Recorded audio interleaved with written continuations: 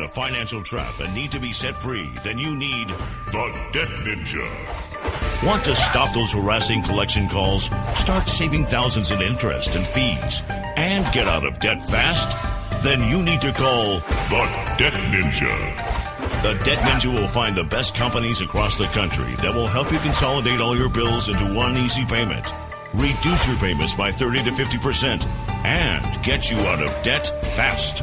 If you have unsecured debt of $10,000 or more, such as credit cards, loans, or medical bills, call the Debt Ninja for a free 15-minute consultation. Call 800-826-1246. 800-826-1246. That's 800-826-1246. Call today. The Debt Ninja.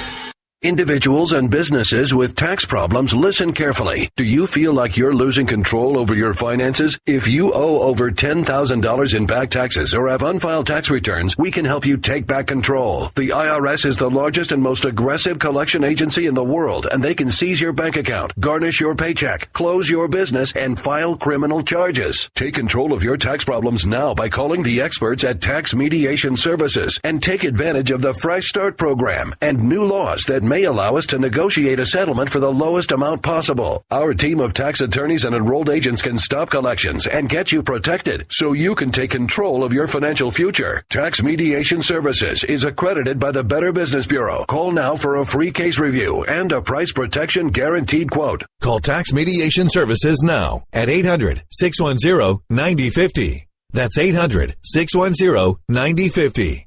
800-610-9050. Writers are prone to becoming so attached to our characters and stories that we struggle to see why a passage may not be working. It takes another set of eyes to help us nurture our writing to full maturity. At Black Wolf Editorial Services, we strive to enable writers to develop and grow, shaping stories into masterpieces that can stand the test of time. Editing services are provided for all genres and all age categories. Services range from critiques of the short story through to the line edits of the full-length novel and copy editing for those preparing for publication. We also offer assistance on generating a writer's bio for your websites, as well as help with those book blurbs and promotional material. We won't abandon you to the masses. We want to celebrate with you in your successes. Black Wolf Editorial Services, nurturing your writing into maturity. For a full list of services and prices, visit us at blackwolfeditorial.com.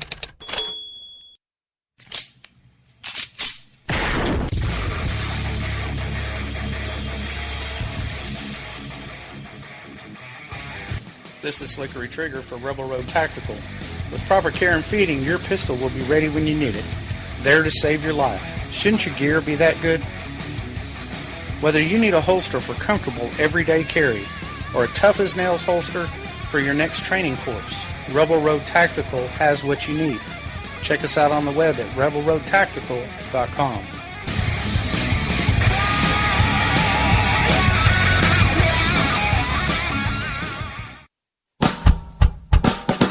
You're listening to the Spark Radio Network, Internet radio like you've never heard before.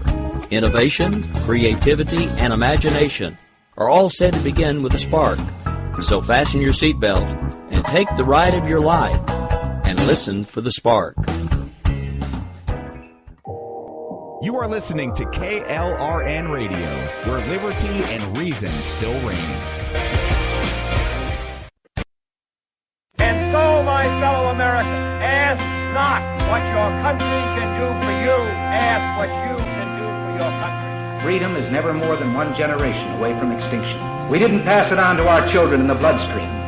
The only way they can inherit the freedom we have known is if we fight for it, protect it, defend it, and then hand it to them with the well-taught lessons of how they in their lifetime must do the same. I'm not ready to end the fight. I'm not ready to back down. 'Cause I've been through hell and I don't have time to go round and round and round. It's too late to turn back now. You know I wouldn't if I could.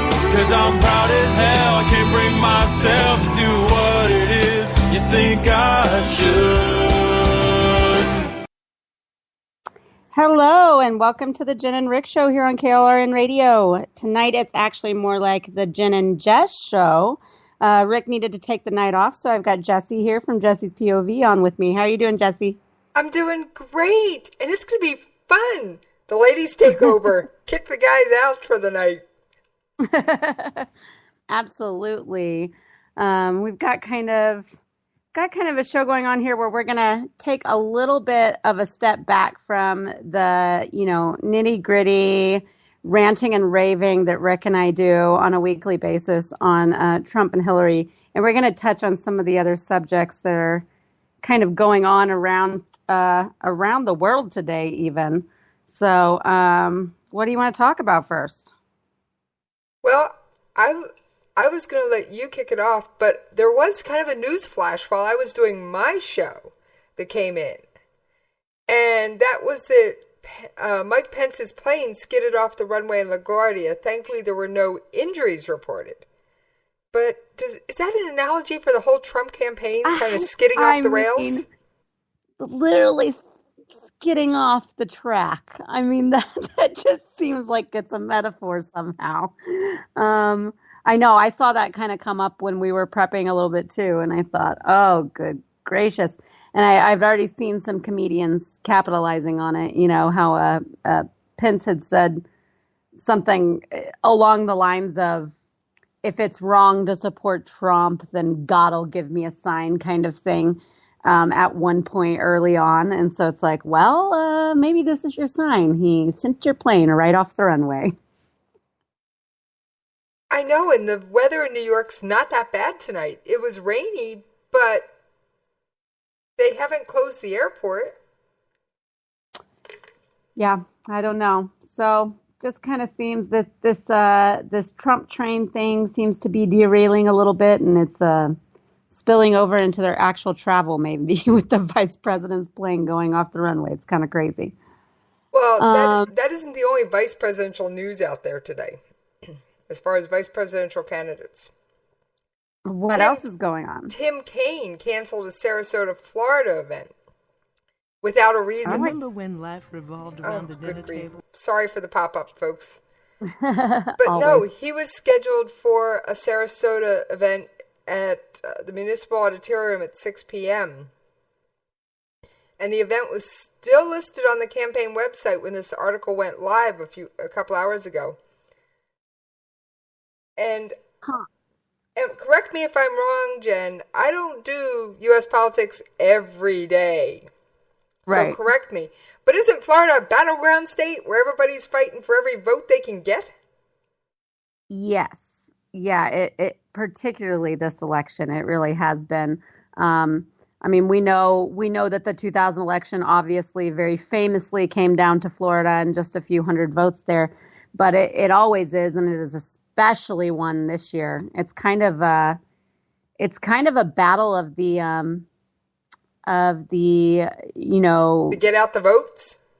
Well, yeah, but I mean, you've got your more typical crowd that votes for Trump that is obviously still going to vote for him. It's kind of like the people that have moved there from the north, the people that are the gray hairs that are all over there are kind of going up against the Latinos and the millennials there in Florida. So we'll see what happens. But I can't believe, canceling an event so close to the election is kind of a big deal. The article that I'm reading actually said earlier in the week, Kaine hosted an event in West Palm Beach that drew a very small crowd. Now, they don't define very small crowd. Right. But interesting. Well, the biggest news that came out today about Trump support is the fake article going around that makes it look like it's an ABC News article that says that the 20 million Amish in America are now all going to vote for Trump. And so it seals up the vote for him. It seals the presidency for him. Okay. Of course, people were sharing it like crazy. There's not 20 million Amish in America. That's absurd, first of all. And second of all, how many of them vote? They don't. That's the thing. They mostly don't. There are some sects that do a little bit, but they're not really what you consider your typical Amish. They're more the Mennonites who actually believe in electricity, whereas the Amish, for those who aren't aware, they do everything literally the old-fashioned way. They they do everything with hand tools, and when they need to build a barn, the community gets together and they have what they call a barn raising party. Well, right. I mean, they basically don't participate in anything federal government oriented at all. So this would just be absolutely silly, and certainly not someone like Trump would they be voting for. So anyways, that was another funny little thing spread around that everybody kind of went crazy over for a little bit. But speaking of lunatics and Looney Tunes, an article came out about Michael Moore. Now, I don't know about you, but I just have to take Michael Moore with a shaker of salt. Never mind the grain. I need the shaker, if not the salt. Mine, here, folks. But he is fed up with the Bernie or bust nuts, as he calls. Oh, nut calling others nuts, eh? Yeah. Someone send in the nutcrackers. Maybe we'll get somewhere. We can make it as pecan pie. Yeah, Michael Moore, he is out there, and we all know that. So I guess he's really in for Hillary then. Was he one of the ones that didn't like her at first and just decided, after all was said and done, that he had to go for her? He's had his disagreements at Clinton, and he backed Bernie in the primary. But okay, that's what I thought. But now he's saying enough is enough. Vote for Hillary. Exactly. Well, I mean, we're getting a lot of that on both sides, from people saying, who cares about the other thing, the other candidates you wanted or whatever else. You've got to get behind the nominee if you're a GOP, if you got to get behind the nominee if you're a Democrat. And, I think that is what shows how awful these two candidates are. Is that there's such big, sections of each party saying, no way, no how. I mean, I don't want to vote for Clinton. I don't want to vote for Trump. And these are people that have been lifelong Dems or lifelong Republicans. And so that's part of the problem with this election and with these two nominees is that they are just about as undesirable as they come. Yet that's what we're stuck with. Going back to more my side of the aisle, the international news cycle, even Iran President Rouhani said the American election is a choice between bad and worse. Oh, no. Oh, yes, even Iran. And of course, then we've got Russia offering to send Russia, where political rivals end up dead, offering to send election monitors to the United States. Oh my gosh, isn't that so laughable? Like, yes, okay, we would totally use your expertise in monitoring elections, Russia. I really trust that. Not. I wish I had a few more sound effects on my soundboard tonight because I'd probably be using them. Oh my gosh. Well, and then you had a bit about North Korea that I thought was really interesting pertaining to our election. And I actually have that one on my soundboard and can play it. Ooh. Folks, for the record, I had to do my show, which I ended a few minutes early, and then prep for this show. That's why we're running a bit late, but we wanted to make sure we brought you the show as close to on time as possible. Now, here's the little clip from North Korea, and it came from a reporter who'd recently visited North Korea. What do they know about what's happening here in the United States in the election? Well, the government officials seem plugged in. They're following it, and they're hoping that the new president can reset relations. But locals had actually never heard of Donald Trump or Hillary Clinton, probably one of the few places in the world that's been isolated from what's happening here. Wow. But what they did say is they hope that the new president will work for them as long as it's not someone like Obama or President Bush. All right. Okay, now. That's the one place in the world, if you want to get away from the election, go to North Korea. I don't know. If it weren't for the insanity of their regime there, then I might say, hey, buy me a ticket because I'm sick of this crap. But No, thank you, North Korea. No, thank you. Those people are, I feel so awful for their population there. But it does just show you how completely sheltered they are from basically anything going on in the world. If they don't know what's happening and who's running in a pretty monumental presidential election of one of the,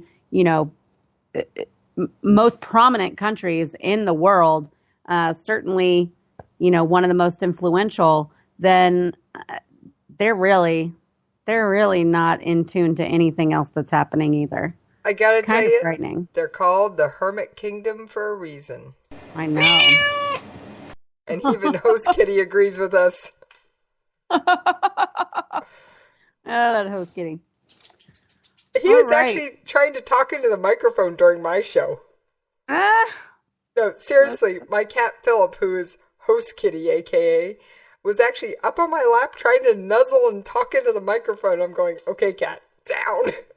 He just wants his shot. He just wants his one shot, his little moment on air. See if he's got it. Maybe one day, but not today. But not today.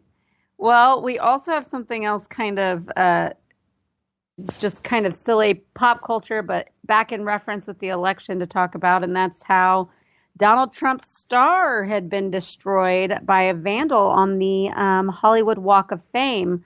A guy actually did it with a sledgehammer or a pickaxe or something, and his pickaxe. It's a pickaxe. Okay, so he pickaxed the star to where now the name is obviously not legible. The whole star's gone, from what I could tell from the photos. And it destroyed at least the inner part of it. So now, and I know that you've got a clip, but now there is an unidentified homeless woman who has taken up to guarding the sign. And she claims she's a Trump supporter, and she sits there and basically holds vigil. And people come by, and now even more people are wanting to take pictures of it now that it's destroyed. But they're taking pictures of her in front of it also while she's trying to protect this piece of concrete from any more people that want to take out their anger at his possible presidency on a sidewalk. I gotta tell you, Jen, this isn't the first time the star's been attacked. Did you know that? I did not, but it's not surprising. Earlier during the primaries, somebody took the time to build a wall, little concrete wall, complete with razor wire and American flags on every corner around the whole thing. Now, they didn't deface anything. That's probably why they didn't get charged with anything. But they basically set up this wall around the whole, square that contains the block. Square that contains the star. See, at least that is so clever. Exactly. That is really clever. That is funny. That might be actually worth a little bit of your time to do. But just, going after it and completely destroying it, I mean, it doesn't accomplish anything. You're other only than getting you get arrested. Trouble. And I don't really understand. I used to live in LA, and I lived in basically like West Hollywood, Burbank area, like right on the 101 there. And I was down there a lot by Kodak Theater and in the Walk of Fame. And I'm Jamie Foxx for Verizon, America's best network. Sorry about that. That's okay. I cannot imagine when this was able to happen where a security guard or somebody would not walk up on this. I mean, it's just really kind of crazy. The guy was dressed like a city employee. Weird.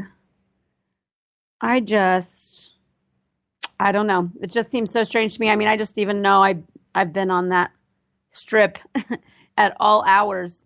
And it seems like there's always police around, or, they do have some security there for the theater and for El Capitan theaters right across the street.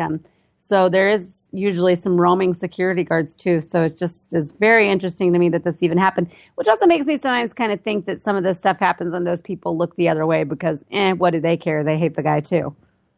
You always wonder about that. You do. It does make you wonder. But believe it or not, and this fits into my you can't fix stupid category. The guy not only videotaped himself doing it. He let somebody else tape it and said his name on the audio. No joke. Let's take a listen. World's dumbest criminal. Up there.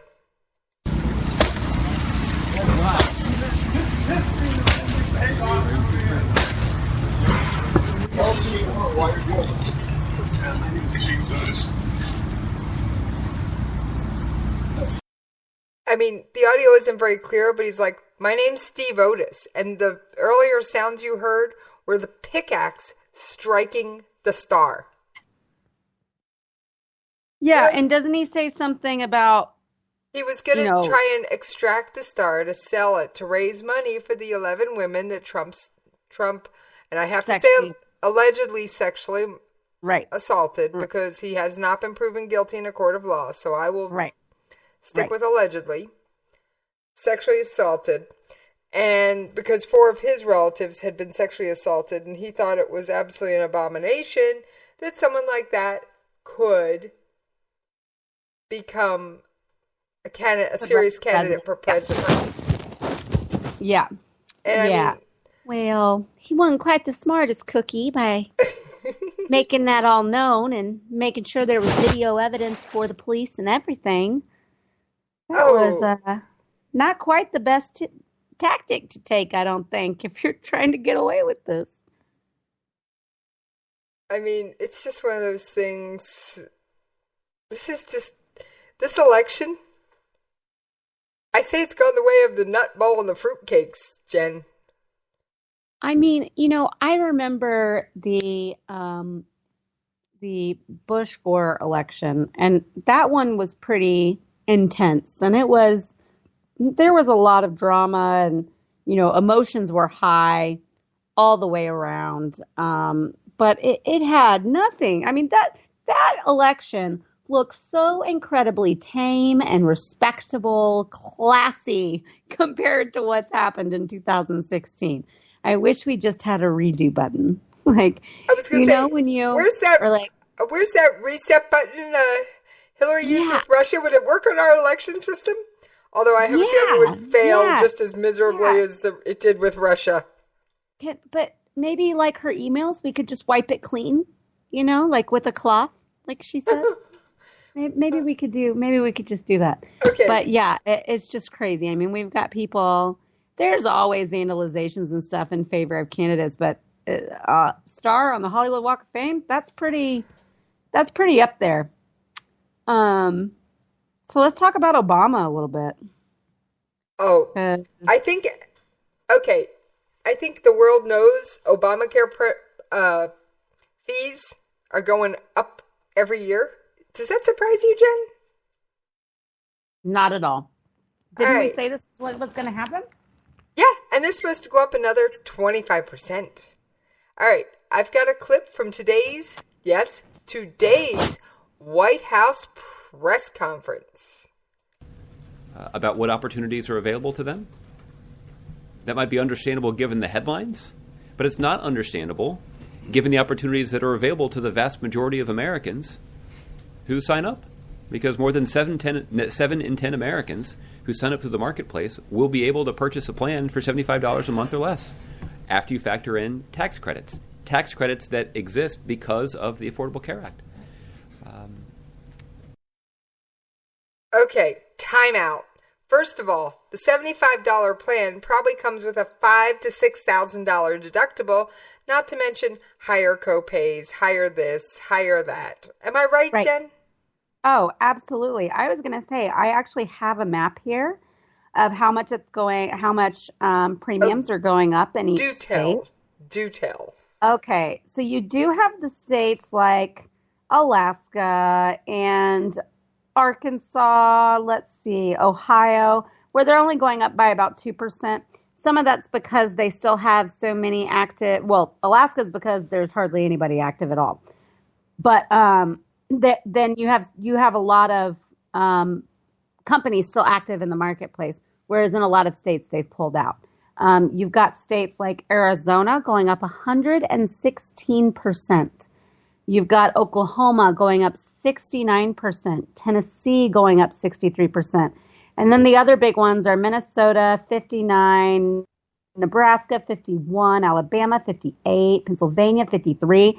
There's just not very many states where it's going up any less than 10 to 15%. I mean, you can count them. There's 1, 2, 3, 4, 5, 6, 7, 8. There's 9 states where it's under 10% that it's increasing.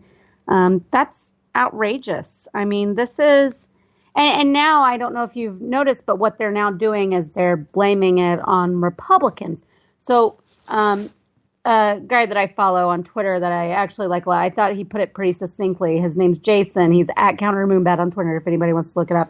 But he says there are 4 stages of Obamacare grief. 1, it's the law. 2, it's working. 3, it's complicated. 4, why won't the GOP help us fix the law we lied to pass?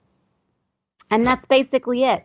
I mean, they told us this was going to be great. They told us everything was going to go down. They told us, well, now just wait and it's got to work itself out a little bit, and then you'll see it'll be better. And then the worse and worse it gets, now it's like, well, now you have to help us fix the law. And if you're not willing to help us fix it, then now it's your fault that it's bad in the first place. No, we were against this from the get-go.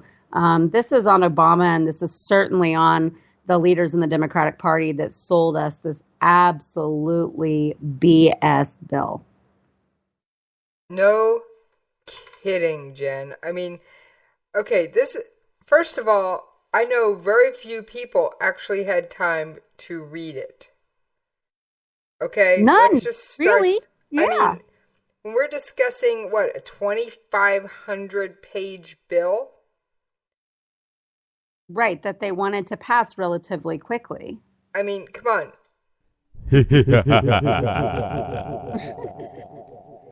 No, yes, they knew exactly. I'm reaching into my sound library. What can I say? People to read it. I'm sorry, but I had to reach into my sound library. I had to go there, folks. Well, and if you remember at the beginning of his presidency, one of Obama's big claims was that he was always going to be transparent, and that when they would put something up for that, something that he wanted passed, that he would make sure that these things were going to be on government websites for 30 days before, or however long he promised, so that people could read through them themselves before ever calling on their congressman to vote yes or no on them. And this is just the biggest example that his namesake legislation is one that was not made available for the public to read in its entirety before going. So even if you just look at it in that way, forget the fact that our legislatures didn't even do it, and they're the ones sitting there voting on the dang thing. But he had already failed in some of his promises and what he was going to do with stuff like this. That was an accident, I will admit that. But I'm sorry, he just fails so often. I don't get how people can say that he's the greatest president. I'm sorry. Yeah, I don't. I mean, it's just delusion. It's transparent it's administration. Who are transparent administration? Who are we kidding? I mean, oh, I know. Okay, I don't know how much you've kept up on the Hillary email stuff. Oh yes. All right. Well, guess what? We're gonna have to hold off on Hillary's emails. All right, let's take a break. Yes. My, oh my, where does the time go? Well, you are listening to KLRN Radio, where liberty and reason still reign. All writers are prone to becoming so attached to our characters and stories that we struggle to see why a passage may not be working. It takes another set of eyes to help us nurture our writing to full maturity. At Black Wolf Editorial Services, we strive to enable writers to develop and grow, shaping stories into masterpieces that can stand the test of time. Editing services are provided for all genres and all age categories. Services range from critiques of the short story through to the line edits of the full-length novel and copy editing for those preparing for publication. We also offer assistance on generating a writer's bio for your websites, as well as help with those book blurbs and promotional material. We won't abandon you to the masses. We want to celebrate with you in your successes. Black Wolf Editorial Services, nurturing your writing into maturity. For a full list of services and prices, visit us at blackwolfeditorial.com. Individuals and businesses with tax problems, listen carefully. Do you feel like you're losing control over your finances? If you owe over $10,000 in back taxes or have unfiled tax returns, we can help you take back control. The IRS is the largest and most aggressive collection agency in the world, and they can seize your bank account, garnish your paycheck, close your business, and file criminal charges. Take control of your tax problems now by calling the experts at Tax Mediation Services and take advantage of the Fresh Start program and new laws that may allow us to negotiate a settlement for the lowest amount possible. Our team of tax attorneys and enrolled agents can stop collections and get you protected so you can take control of your financial future. Tax Mediation Services is accredited by the Better Business Bureau. Call now for a free case review and a price protection guaranteed quote. Call Tax Mediation Services now at 800-610-9050. That's 800-610-9050. 800-610-9050. KLRN Radio has advertising rates available. We have rates to fit almost any budget. Contact us at advertising@klrnradio.com.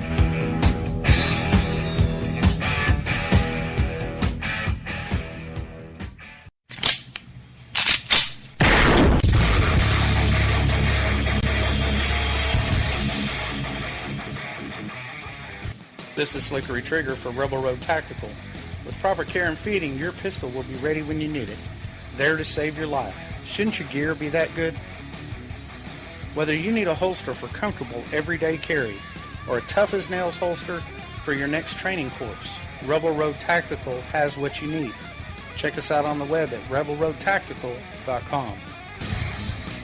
Tired of paying outrageous prices for Viagra? Well, we have great news for you. Now you can finally get Viagra at huge discounts. Healthy Man allows you to save up to $500 on Viagra. Why pay U.S. pharmacy prices of $15 per pill or more when you can get Viagra for less than $3 a pill? Call today and get 40 Viagra pills for only $99. This can cost as much as $600 at your local pharmacy. You can't afford not to call us. If you want Viagra at the lowest prices, never pay $15 a pill pharmacy prices again. Get Viagra for less than $3 a pill. Call 1-800-516-7602 today and save up to $500 and get 40 pills for just $99. Healthy Man is fast, easy, and affordable. Operators are waiting at 1-800-516-7602 to take your call right now. Call 1-800-516-7602. That's 1-800-516-7602. Again, 1-800-516-7602. All right. Thank you guys for hanging in there with us while we paid those bills. Sorry I cut you off as we were going to commercial, Jen. You're all good. No worries.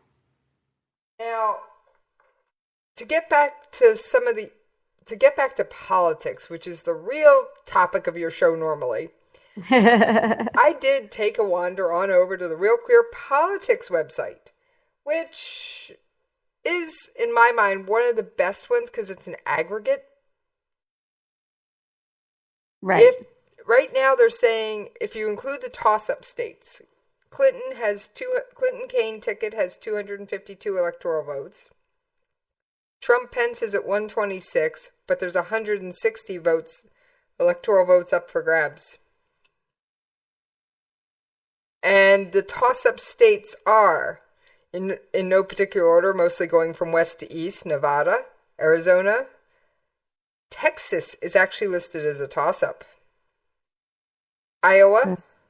Ohio, Pennsylvania,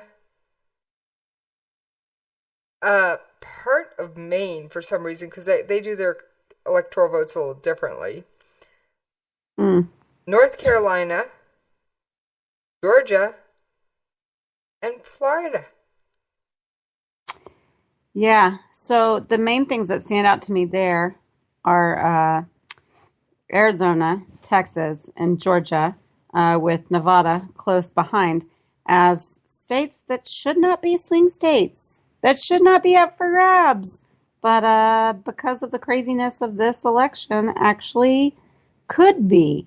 Now, I do have a perspective on Texas, and if I'm wrong, then I'll be wrong. It's fine with me. But I gotta ask a question here real quick about Texas. Aren't you guys traditionally red? Yes. And I do think here, I think it's being the whole possibility of Texas being purple or going blue is being greatly overstated. I think there's kind of excitement about the possibility of Texas being in play.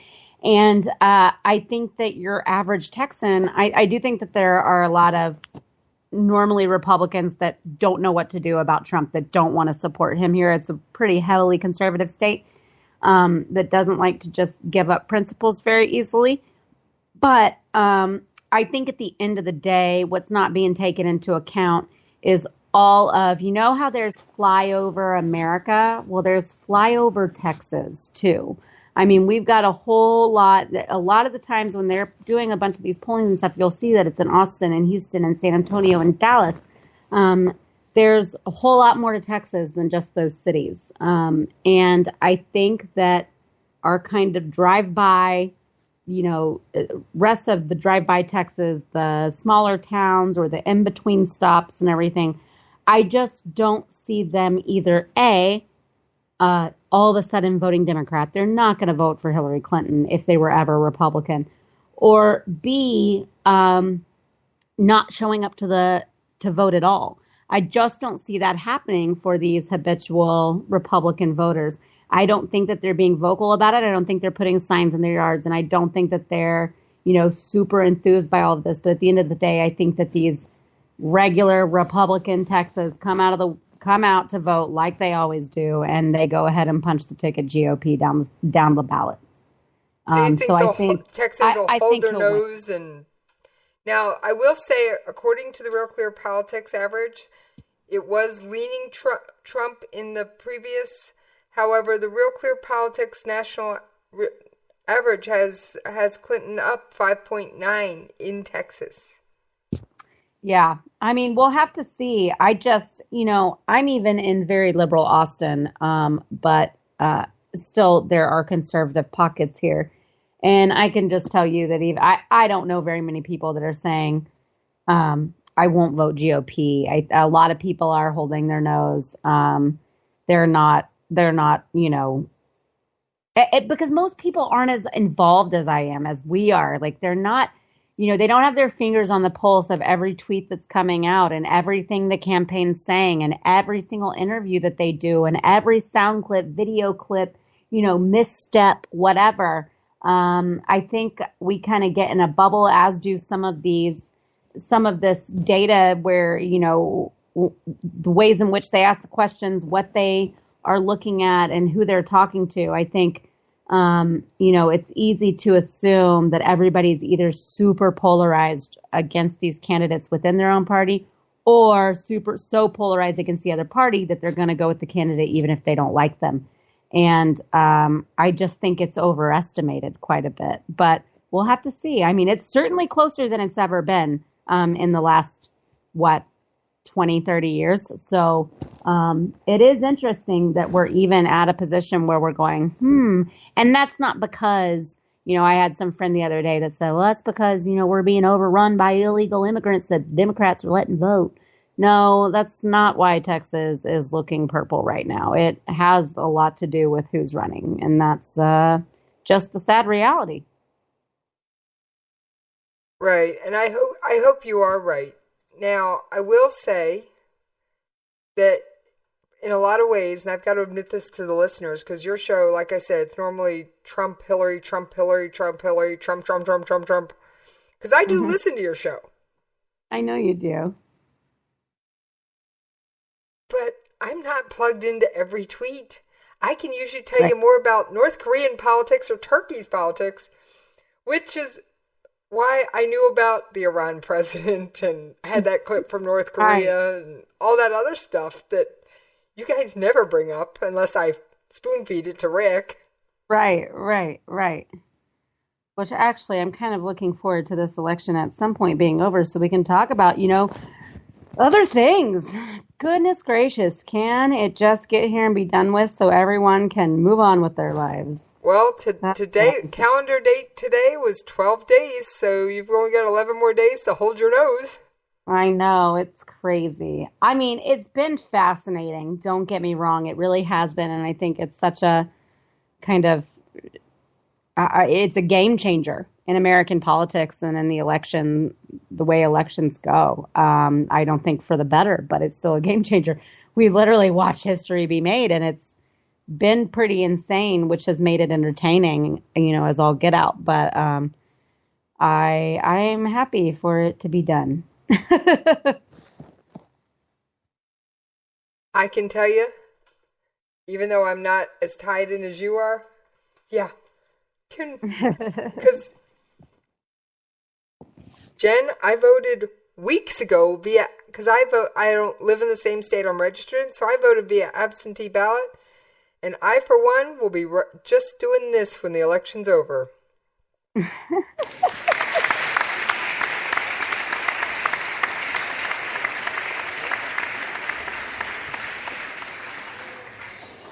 And I think a lot of America will join me in that. Yeah. And, early voting started in Texas this week. I'll definitely be trying to early vote if I can. But it's, I feel like the next week and a half are going to be very long. But looking forward to not seeing this guy in office anymore. So Obama, amidst all of the campaign drama, kind of slid something by again that's not getting much coverage. He commuted 98 more sentences, which brings his 2016 total to 688, which is more than the last 11 presidents combined. And 42 of those he commuted had life terms. Not only that, but they were serving on firearms charges. And here's where I go, okay, so they most of them were convicted of nonviolent drug crimes, but a lot of them have firearms charges along with it. That means illegal firearms. So if they are so concerned, which is where I call the Democrats so disingenuous about this kind of thing, and especially Barack Obama when he stands in front of us after a national tragedy and lectures us on gun control, then quit commuting the sentences of prisoners that have violated our federal firearm laws and state and local firearm laws. I mean, that is just so ridiculous. He gets all worked up and acts so passionate about, keeping illegal guns out of the hands of the wrong people. And instead, he is basically rewarding so many of these criminals who some of their charges have to do with the illegal possessions of firearms or, using a firearm in whatever situation it was that they were arrested for. Not just possession of, but actually, armed hostage, armed robbery, armed kidnapping in relation to some sort of drug crime.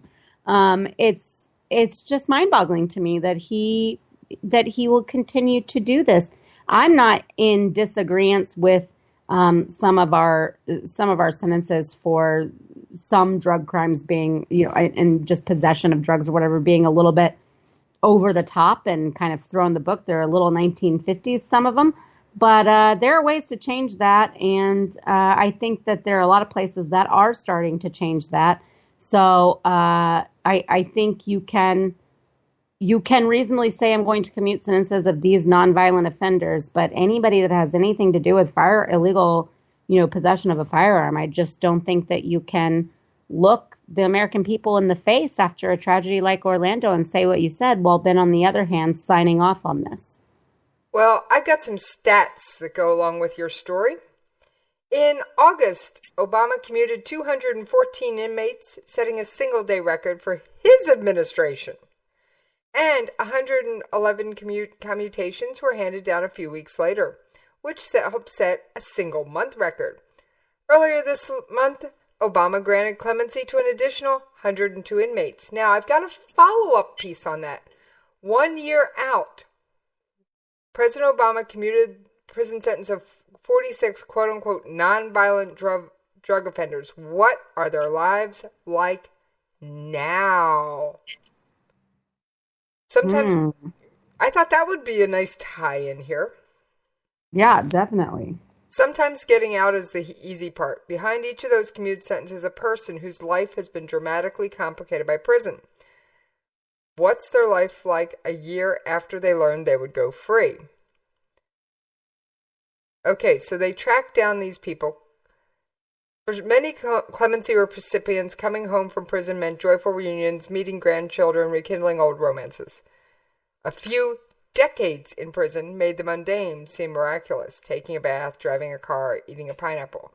But in those decades, families broke up, parents died, partners left, ex-prisoners returned to grown children who were angry with them, and a world that didn't seem to have a place for them.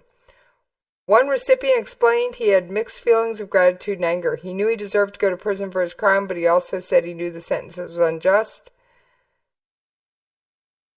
So, I mean, it's just one of those things. Few disagree that a life sentence for a 23-year-old who dealt drugs but never touched a weapon is unfair. But now, we have a man in his 40s with no work history or higher education. What does he do? This gets thrown back out into the world, which is pretty harsh. And some of them are saying, some of them have gone back to drugs, and some of them, okay, oh, that was noise on your end, okay.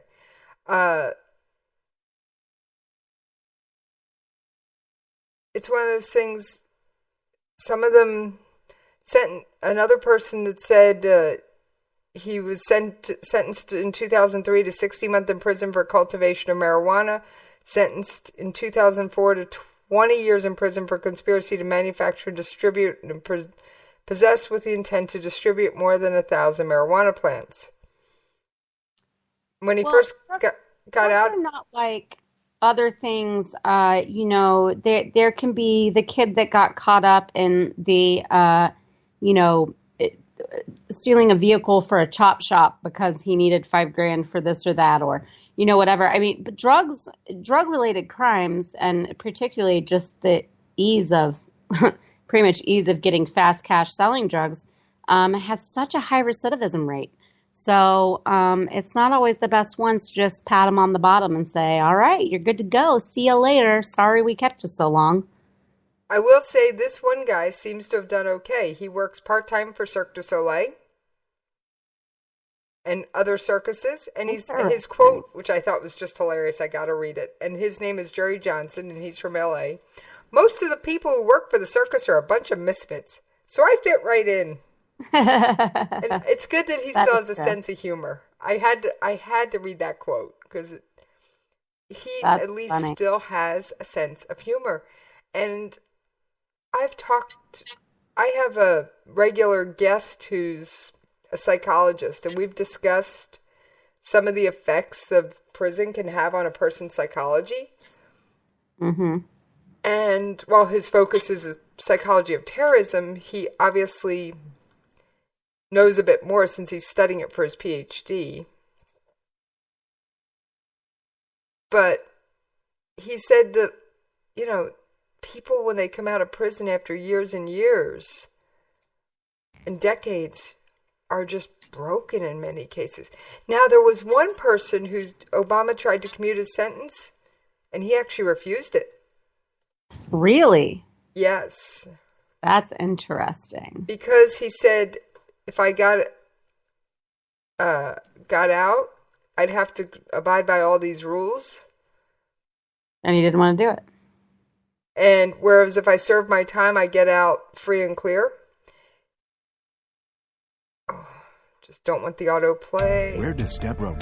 Okay, caught it reasonably quickly. All right. When President Obama announced a program to grant executive clemency to drug offenders, given long mandatory sentences, Arnold Ray Jones did what more than 29,000 federal inmates have done. He asked Obama for a presidential commutation. Then, after it arrived on August 3rd, he refused to accept it. Jones' turnabout highlights the strings that come attached with an increasing number of Obama's commutations. In this case, enrollment in a residential drug treatment program, which has been a condition of 92 of Obama's commutation grants. So basically, this guy he didn't want to have to deal with anything. No, he actually said that, hang on, where was his reasoning? He says that outside treatment programs have never worked for me. I'm afraid I'd go right back down that path, and I don't want to end up back in prison for failing. And here's the thing. If Jones had agreed to complete the program, he would be out in 2 years. He still has 6 years left on his original 2002 sentence. But Jones may be counting on good time off for, getting time off for good behavior, which have him released in April 2019. 8 months longer than if he accepted the commutation. And he's evidently a decent inmate because he's housed in a low-security federal prison in Beaumont, Texas. Good old Beaumont. So he, Interesting. He's the only one on record that has actually said, "Thanks, I'll pass." That is so interesting. I didn't even know you could refuse a presidential commutation. So that is something new to me. Well, evidently you can. Apparently. Well, let's talk about people that didn't go to jail real quick. The entire debacle in Oregon at the wildlife refuge in which that several brothers and then 27 other people ended up being involved, that had the 41-day standoff with local and federal authorities. They basically surrounded that facility, and they were protesting over the government's land use regulations. But a federal jury tonight acquitted them. They ruled them not guilty. Basically, the 7 leaders of this whole thing. And a lot of people have said, well, maybe this is because, that the government doesn't get it. Like, the people are fed up with their overreach and with the types of things that they do, even on something that they consider to them a small scale, like this Oregon Wildlife Refuge. But Vox.com decided that it was actually had more to do with white privilege than anything else. That this was white privilege in action. It's impossible to ignore race. This group of armed white people taking over a facility. And then they decided to compare this. And why they said it was racial, obviously racial, that they were acquitted, is because if black armed men protesting police brutality took over a police facility and held it hostage, they probably wouldn't walk out of there alive. I'm sorry, Jesse, do you see a difference between a federal wildlife refuge facility in which only a handful of federal employees work out versus a police department? Huge difference.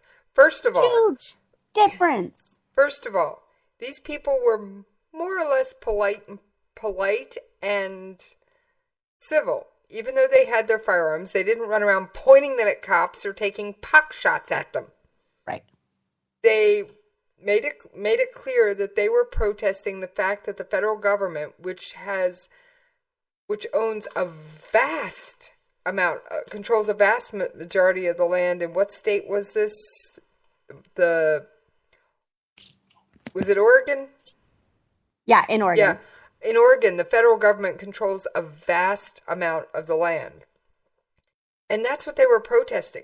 Yeah, it's a huge portion. And some of it has been, part of the problem with this is that some of it has been land that was owned by various different tribes way back when. Some of it is land that has been confiscated as recently as the 80s and 90s. So it's not all just like, oh, well, this has always been the federal government's land. They've taken a lot of it over the last 100 years.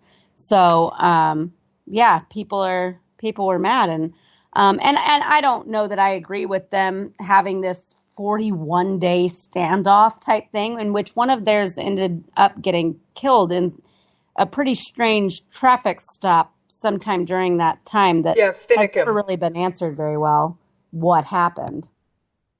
But but yeah, so I don't know if I agree with everything that they did, but I get why they did. And to try to compare that to taking over a police facility, and which would, of course, not only possibly endanger the lives of police officers there, but would certainly endanger lives in the community from keeping these police officers from being able to do their job and to protect and serve their community. It is a much different situation. So I think it's just completely disingenuous and actually just kind of a vulgar comparison to try to provoke some sort of kind of race baiting through that. It devolved into a whole look at how the perception of blacks as criminals is so prominent in America and yada, yada, yada, yada, and whites are seen as less threatening.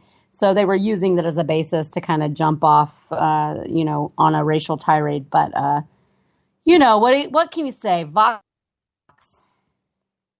Well, I do have a little bit more info about that. Beyond the 7 acquitted, 19 other occupiers were charged with conspiracy. 11 pleaded guilty. 1 had charges dropped, and 7 others are scheduled for trial next year. Yep. So, yeah, it ain't over. No, there's still people, but the main point is that the people that everybody knew, the Bundy brothers, they were acquitted, and they were seen as basically the leaders. What? There was a note in here about their father. Let me see if I can find the article again. The Bundy brothers, along with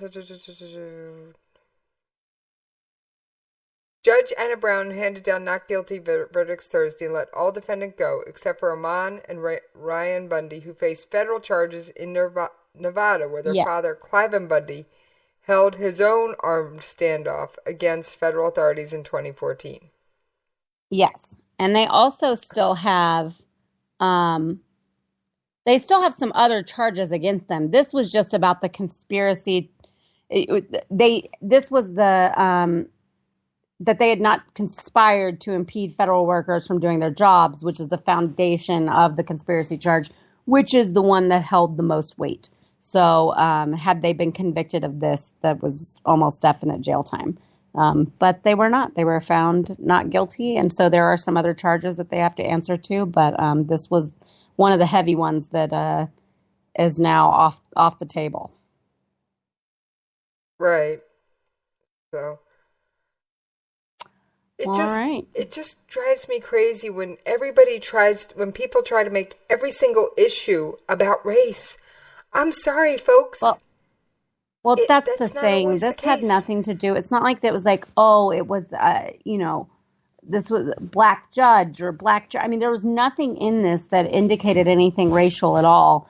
And here you go with this kind of social justice warrior progressivism having to find some way to pull the race card on something, which I just don't think. I don't think that helps anything. I think that there are actual issues. I think that there are still some racial healing that needs to be done, and I think Donald Trump has kind of shown that. But I think that this looking for it everywhere we turn and trying to pull it out of the most unlikely of situations to use it is just as damaging and harmful as people that are actually being racially motivated to say ugly things. I mean, to just try to place a racial, film kind of a way to view things through all of the time is kind of the opposite of what we're going for with equality and understanding and being all one country, one human race even. So it's just disappointing to me when these people just constantly look for and pick it out of find it in anything that they can so that they can further some agenda of theirs or some bone they have to pick. I mean, there is literally no reason to make every single issue and every single court verdict and every single everything about race. I'm sorry. I can't do it. And I'm always, not to make I'm going to make a little analogy here between Black Lives Matter and the Islamic radicals over the Middle East. I look for stories to show the bad side of the Islamic radicals. And I can't even always do that. So yeah, and I just think it's unhealthy. I just think it's unhealthy, and I don't think that it's in any way reasonable or rational to look at everything through some sort of racial prism. I mean, there are so many times where things just are what they are, and there are definitely times where it needs to be pointed out or something needs to be commented on. But we've just become obsessed. We've become obsessed with race, obsessed with gender, everything is this label, and everything has to be viewed that way. Everything has to be considered that way. We have to tiptoe around everything, on 5 different fronts because I might use the wrong pronoun for somebody. It's just become absurd. It's just where America has just practically become out of control. Hate to say this, Jen, but there are many reasons I love living among the military community. Some of them are the most politically incorrect and least sensitive people I know. And on that note, I gotta tell you, guess what? It's the top of the hour. In fact, a little past. I figured so. I know. So, well, let's talk about social media and where we can find you. All right. I am on Twitter at Jessie's POV. I've got a website, jessiespov.com. I also have another website called jessiescoffeeshop.com because believe it or not, Jen, I do 2 shows on the station. You're crazy. Well, that's not news. Any of my friends would tell you, that ain't news. And in fact, for all you writers out there who are NaNoWriMo participants, and Jen, if you don't know what NaNoWriMo is, it's National Novel Writing Month. 50,000 words, 30 days, the month of November. My website, jessiescoffeeshop.com, is hosting a special NaNoWriMo chat room for the month. Oh, cool. Yeah, one of our other hosts, Judy L. Moore, a.k.a. Doc, as I call her on air, kind of asked me if I'd do it, and I said, oh, why not? Just don't expect me to write. And then they browbeat me on the air into doing that too. Nice. So that's the bulk of where you can find me. What about you? Alrighty. Well, I am at J Homestead on Twitter. That's where you will find me most often. You can find me at JR Homestead on Facebook, though I tend to forget to check there. And you can check out the website that I work with a few other people on, misfitpolitics.weebly.com. Everybody's kind of writing some smart stuff over there from all sides, and sometimes not even politics. And I'm going to let a little cat out of the bag. You can even email Jen at the station at jrhomestead@klrnradio.com. That is true. We just got that all set up. Yep. And on that note, I think we're done. Yep. Hopefully Rick will be back next week and we'll do our regular thing with just one more week to go before this crazy election is finally over. Hey, you got days to save up for that one. It was a nice change of pace, I think, tonight.